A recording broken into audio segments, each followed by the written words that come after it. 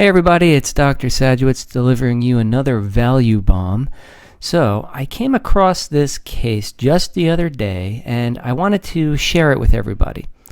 And what we can see here is the importance of contrast timing and why we need to get it right. So we have this same patient and we have two different CT scans of the chest for the same reason. So back in January, patient was scanned with contrast to rule out a pulmonary embolism, and then they came back in June for the same rule out from the ER. Okay, and I want to show you the differences between good contrast timing and bad contrast timing. Okay, so let's just start with the bad case first. Okay, so the bad case first, if you can see me scrolling through the chest here. Let's find the main pulmonary artery. Well, here it is. Can I make that look a little bit better? Maybe we use this object. Okay, so we're using this tool. I'm showing you, I have the little cursor here in the main pulmonary artery, going into the right pulmonary artery, and now in the left pulmonary artery. So, I mean, there is contrast in the pulmonary artery, but is it really all that bright? Well, I don't know. Let's take a measure. So we can go into this little ROI tool, which is a region of interest, and we can do a measurement. And the mean Hounsfield unit measurement here for this vessel is 237 Hounsfield units. Okay, so maybe what you're thinking is, oh, not so bad. You can rule out a PE. Well, I would be comfortable ruling out a pulmonary embolism in this patient only for the central vessels, right? Main pulmonary artery is clear, the right pulmonary artery is clear, the left pulmonary artery is clear, and I could probably get down into some segmental and lobar vessels and say, yeah, they still look okay. Okay, so let me show you a different study. Okay, now as you can see, this is the same patient, just a few months later with better contrast timing. I mean, this should be night and day difference to you guys, right? Look at how bright the contrast is in the main pulmonary artery. Now, this isn't the type of timing you would do for like a routine chest CT, but this is exactly what we want when we're looking for pulmonary emboli. Look at the contrast in the main pulmonary artery here. Now, if I drop an ROI on that, here we go. Check this out. The mean contrast, right? I mean, the mean Hounsfield unit density is 636. That's almost 3 times what it was on that prior study. Okay? So now let's look at some of these more distal vessels. And I'll take you back to the other one in a few seconds here just to show you the difference. Well, I can follow these vessels right here. Check this little tiny vessel out. I can follow it all the way out to its periphery and say, look, there's no pulmonary emboli here. Okay, and as you probably know, pulmonary emboli are deadly. So this is pretty important for us to rule out if the patient wants to send the patient, if the ED wants to send the patient home. Look at this tiny vessel, no pulmonary emboli. I can follow these almost all the way out to the periphery of the lung, and I can be very confident that there's no pulmonary emboli present. Okay, so now I'm going to switch tools and bring you back to the prior study with the poor timing. All right, so here we have our 237 Hounsfield unit, mean in the main pulmonary artery, and I'm trying to follow these vessels out, and they just kind of get washed out. I mean, so what am I going to say on this type of exam? Well, I'm going to say there's no central pulmonary embolus, but look how these vessels are not bright at all at the periphery. They could easily be an embolism hiding in any one of these small vessels.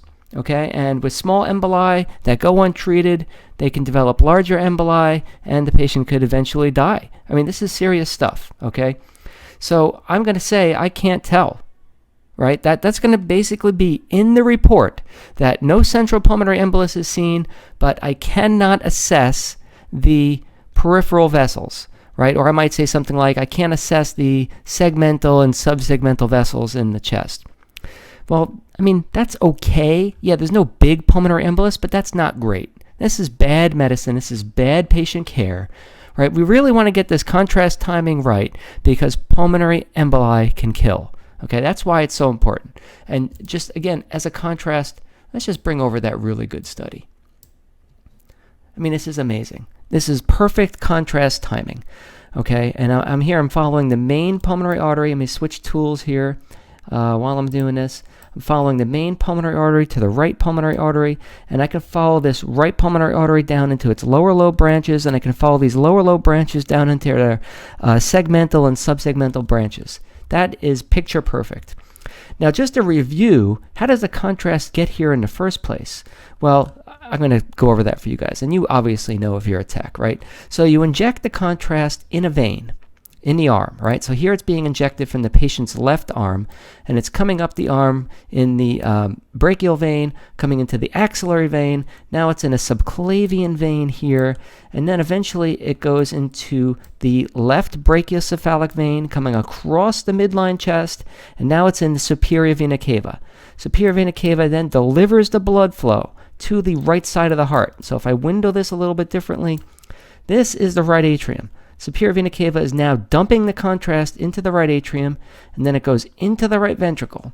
And now from the right ventricle, it's coming into the main pulmonary artery. Boom. That's it.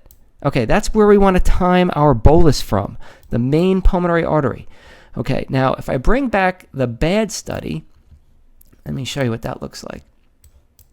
If I bring back the bad study, well, yeah, we have contrast in the main pulmonary artery, but why is there so much contrast in the aorta?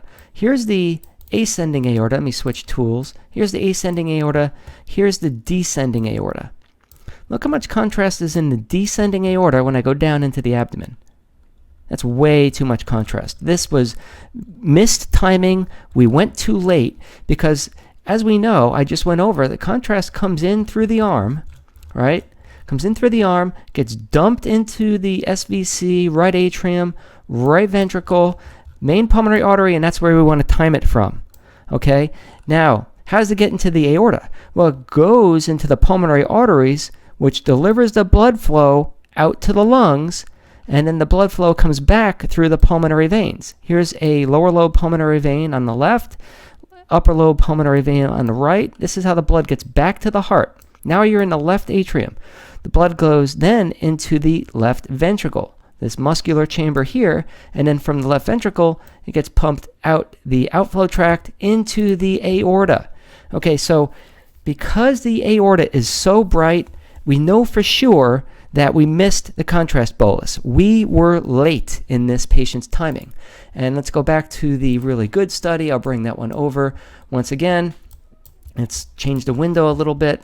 Okay, so here's my tool that I like to use. Okay, contrast in the main pulmonary artery. Look at the contrast in the aorta. Look how dark that is. Look how washed out it is. We do not want contrast in this vessel when we're trying to time for a pulmonary embolism study, right? If we have too much contrast in the aorta, well then we've missed the timing. Okay, so again, to reiterate, this is the importance of contrast timing and why it makes such a difference in patient care and how important it is, because when you get a good study, we can send the patient home right away. They don't have a pulmonary embolus. Go back and come back when you have a real problem. But if we get a poorly timed study, we can be like, hopefully there's not a pulmonary embolus here. Maybe go back home and just cross your fingers. Well, come on. That's bad medicine. That's bad patient care. Thank you for listening. I just wanted to drop this value bomb on you guys today, and we'll see you next time.